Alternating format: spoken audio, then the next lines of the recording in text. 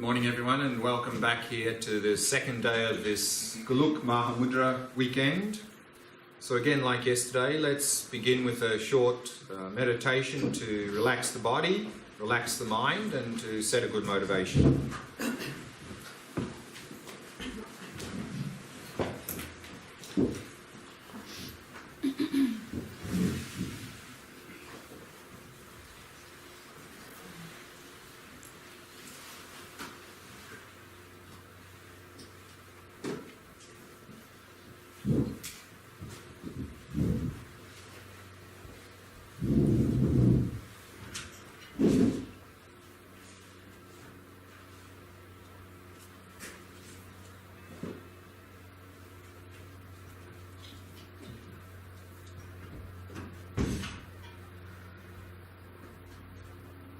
As an act of loving kindness for yourself, allow your awareness to descend into the body and simply become aware of sensations throughout the body.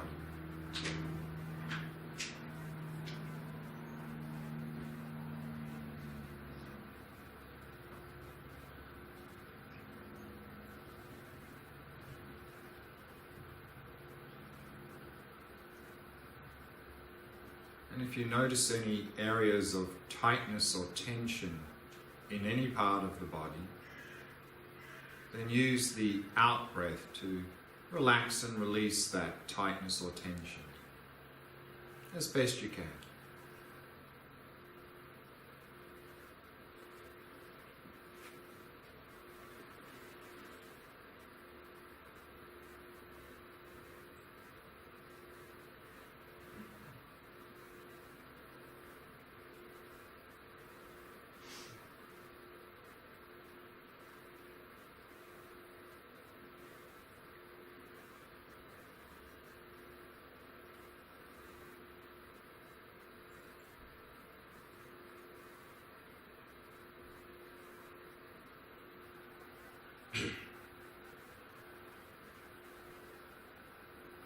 And bringing your awareness to the area of your face and softening and relaxing all the muscles in the face.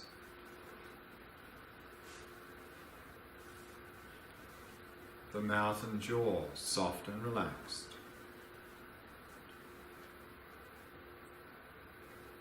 And all the muscles around the eyes soft and relaxed.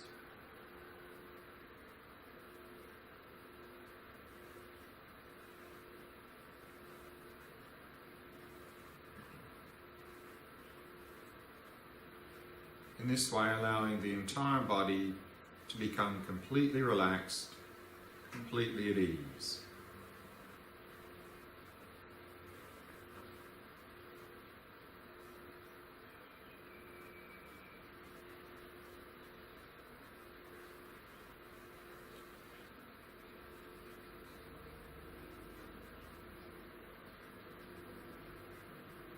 And then we can take 3 slow, deep breaths, maintaining awareness of sensations throughout the body as you breathe.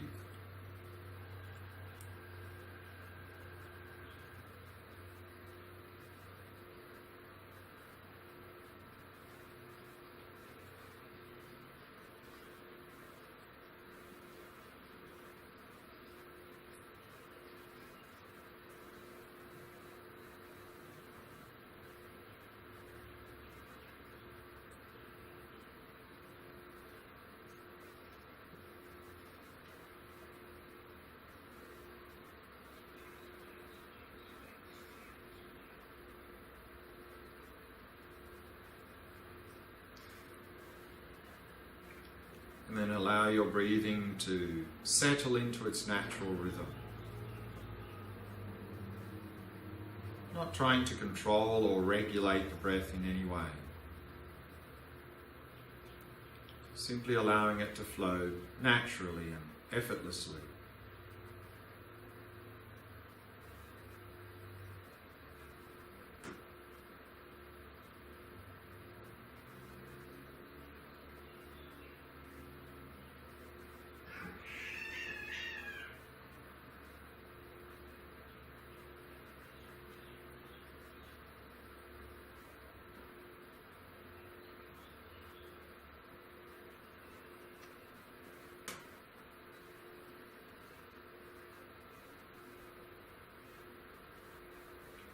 And then give yourself permission to let go of any hopes or fears, worries or concerns about the past or the future.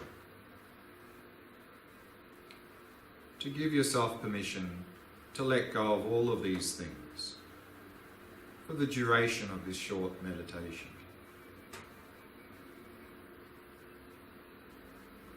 And simply allow the mind to come to rest in the present moment. And simply become aware of the rhythm of your breath. Noticing if it's fast or slow, deep or shallow, regular or irregular, without modifying the breath in any way. Simply noticing the rhythm of the breath.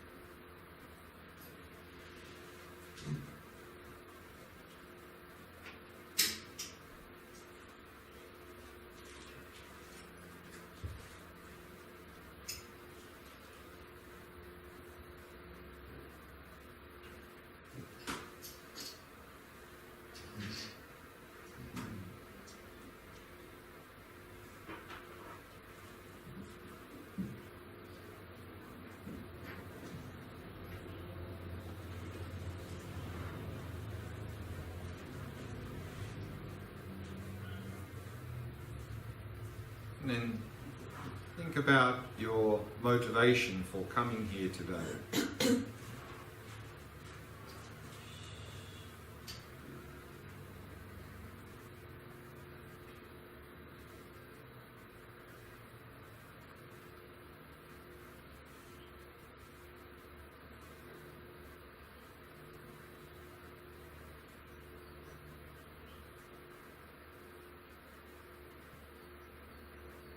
And then set the best possible motivation you can for attending this Mahamudra weekend, today's teachings and meditations.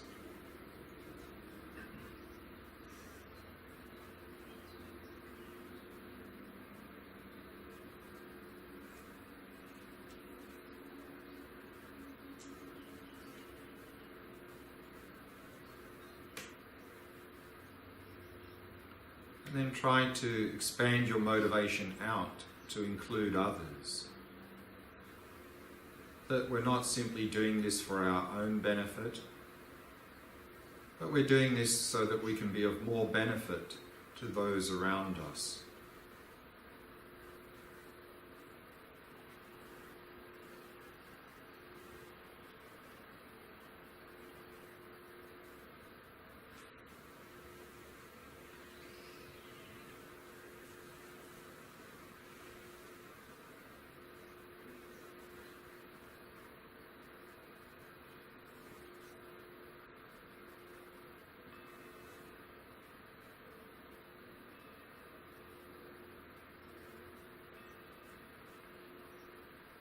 So then, keeping this motivation in mind, we can slowly end this meditation and begin our discussions here today together.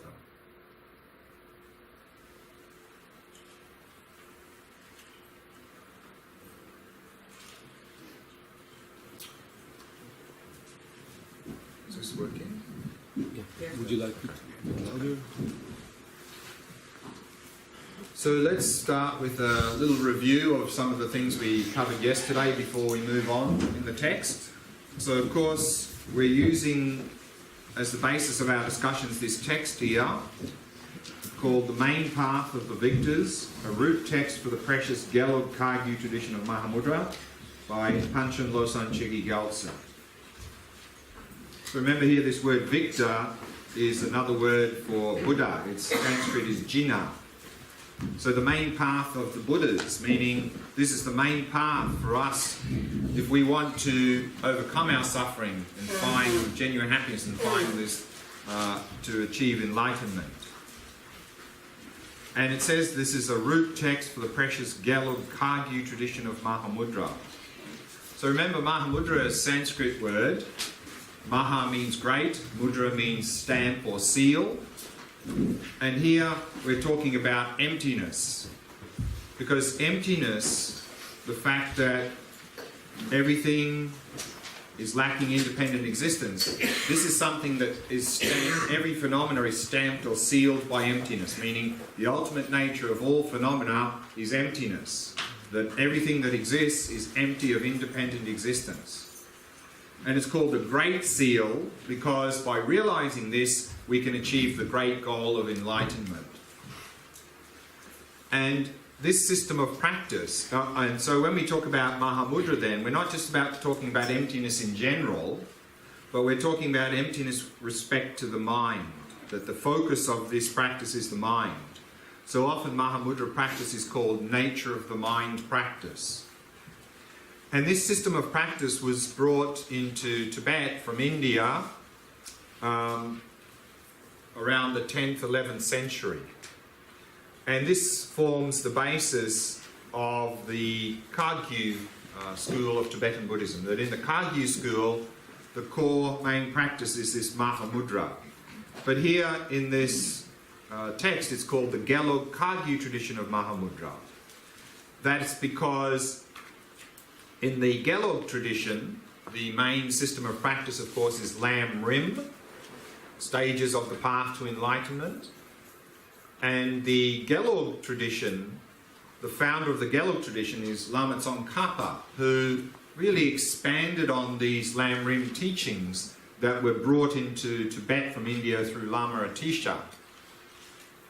But also Lama Tsongkhapa had teachers from the Kagyu tradition, the Mahamudra tradition. And so then he also introduced this system of Mahamudra in the Gelug school by synthesizing the oral Mahamudra instructions he received from the Kagyu teachers with his own profound understanding of emptiness. And so hence we have this Gelug Kagyu tradition of Mahamudra. And these instructions were passed down from master to disciple, and then eventually they came down to Panchen Losang Chegi Gyaltsen, or the first Panchen Lama, as it sometimes is known. And the Panchen Lama here then wrote down these instructions, which previously were just oral instructions passed down master to disciple, and that's what we have here, this text written by the Panchen Lama. So of course, this Mahamudra practice is within what's called the Mahayana Buddhist traditions. So remember that the foundation teachings in Buddhism, the Four Noble Truths, the goal in these teachings is nirvana, is our own personal liberation from suffering. And this is what is exemplified now, we see in the modern day Theravada Buddhist traditions. In the Theravada Buddhist traditions, the goal of the path is nirvana, is our own liberation from suffering. But here in the Mahamudra, this is part of the Mahayana tradition. And the Mahayana vehicle or traditions are building on these Four Noble Truths to the further goal, and these were taught through the Buddha, particularly through these perfection of wisdom teachings. And here the goal of the spiritual path is not simply nirvana, but it's the further goal of enlightenment. And also in these teachings we have this idea of emptiness being presented. So here the Mahamudra system of practice, this nature of the mind practice, is to come to realize emptiness with respect to our mind and enable us to achieve the goal of enlightenment. So that's where the Mahamudra system of practice fits into the bigger picture. So again, let's review the structure of this text here.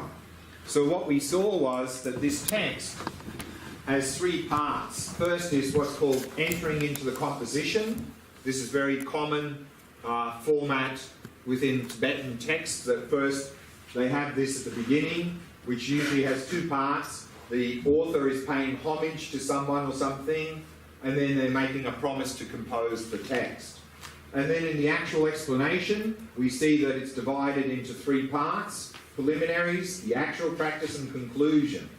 Preliminaries, of course, is the foundation practices for the actual practice of Mahamudra. And then the conclusion included there is post-meditation, what to do outside of the meditation practice to continue to practice, because every practice has two parts: the actual meditation practice and then what to do outside of meditation. And so we've already gone through the first few parts of this text.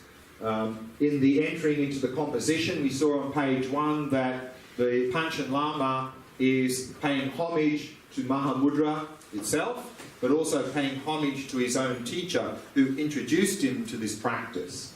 And then he goes on to make a promise to compose the text, to finish the text. And then what we saw in the actual explanation, in the preliminaries, we saw that because this is, of course, this practice is within the, is a Buddhist practice. So remember, the door of entry into Buddhism is going for refuge to the three jewels of Buddha, Dharma, Sangha. But within Buddhism, of course, this practice is part of the Mahayana vehicle. So the door of entry into that, of course, is the bodhicitta motivation, the bodhicitta aspiration, the aspiration for enlightenment.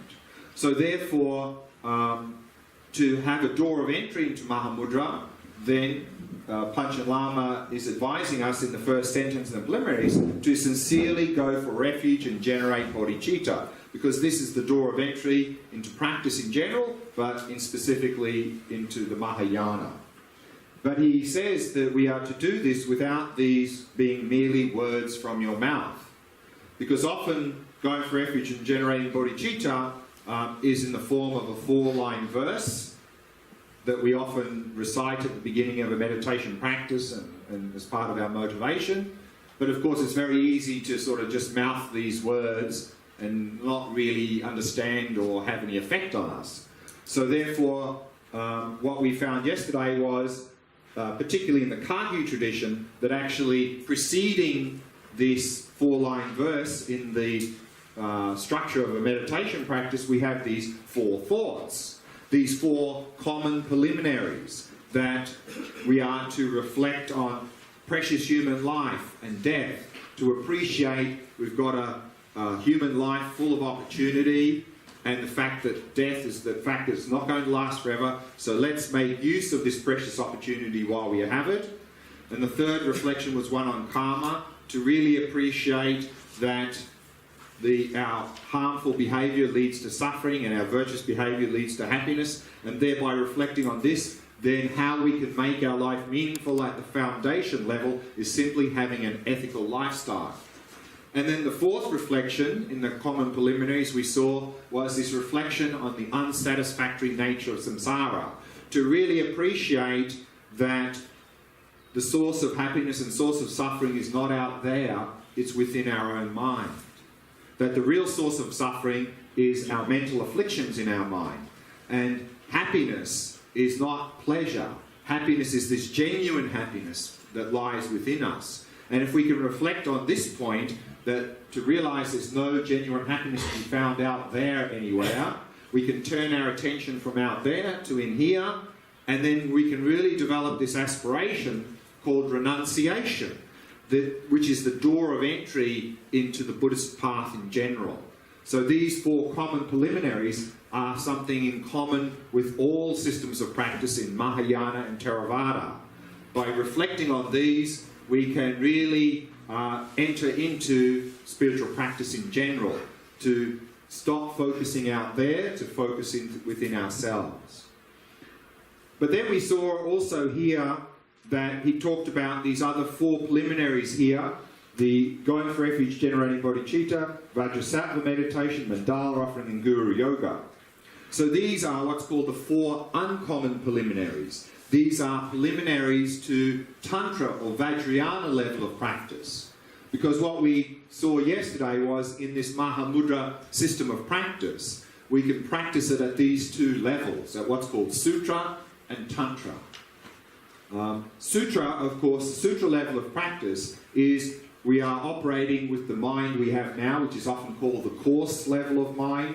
We are trying to refine this coarse mind through the shamatha practice, making this mind more calm, more clear, more focused. And then we are using that calm, clear, focused mind in our vipassana practice, our wisdom practice, to come to realize the nature of reality and thereby overcome mental afflictions and suffering. So this is the case. So sutra level of practice, of course, is what we are operating within the Theravada and within the Mahayana, that we are refining the coarse mind and then applying that in our wisdom or vipassana practice. But what we saw yesterday was that at the Tantra level of practice, sometimes also called Vajrayana, we are trying to gain access to the deepest level of our mind, this very subtle mind, sometimes called the mind of clear light, primordial mind, given in Dzogchen is called Rigpa, given many different names. And so in Tantra level of practice, we are trying to gain access to that very subtle level of mind. Not easy to do, very difficult, but if we can gain access to this level of mind, then we can accelerate the spiritual path, because that is a more powerful level of mind.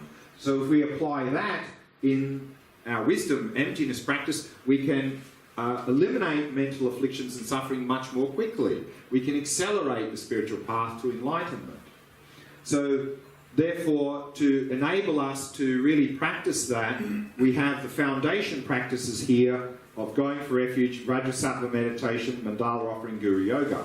So remember, going for refuge and generating bodhicitta was the door of entry into the practice.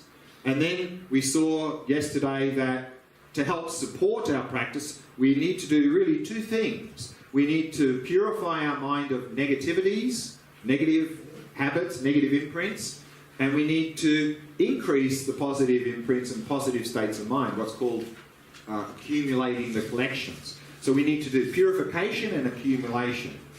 And they are done here in the level of Tantra through Vajrasattva meditation and mandala offering. Vajrasattva is purification using these four opponent powers we looked at yesterday. The mandala offering is a practice, tantric level practice to help increase the positive states of mind.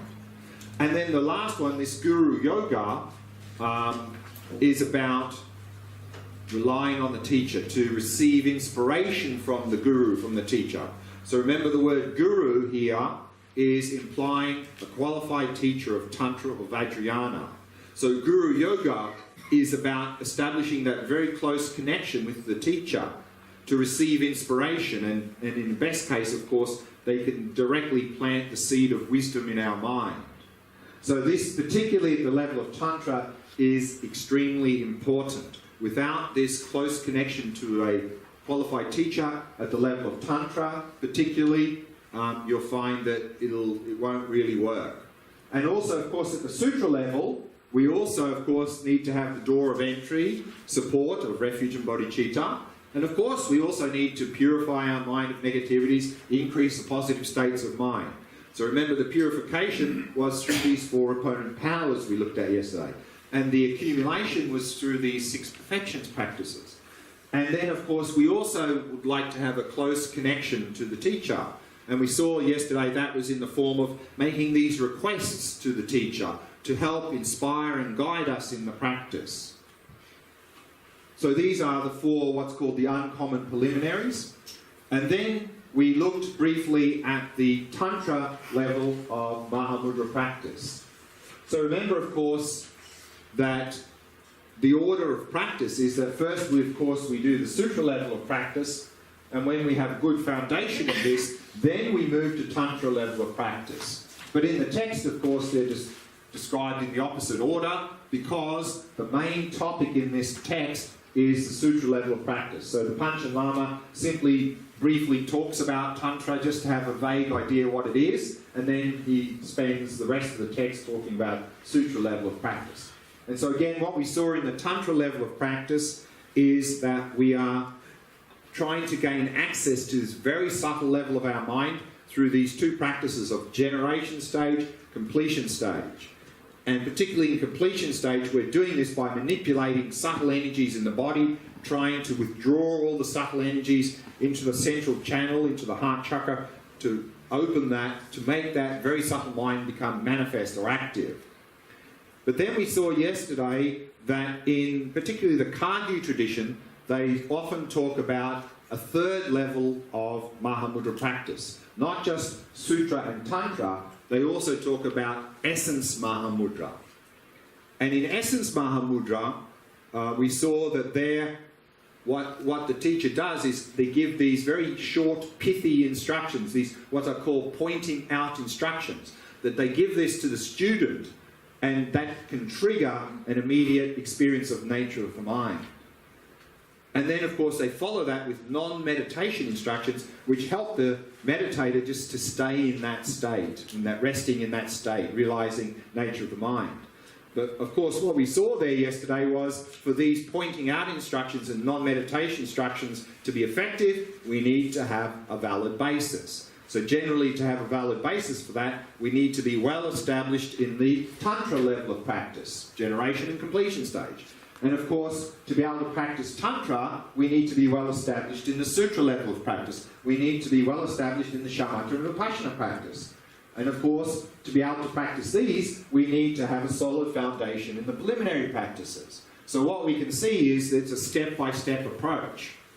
And unfortunately, of course, particularly in our modern society, we want it, and we want it now. So all of these levels of preliminaries, shamatha, vipassana, seems like a lot of work, it's going to take a lot of time, and so we see, oh, there's this pointing out instructions where we can realise the nature of the mind immediately. And we go, yes, that's for me, I want that. I don't want to do all this other stuff here because that seems like a lot of hard work, it's going to take a long time. Pointing out, shortcut for me.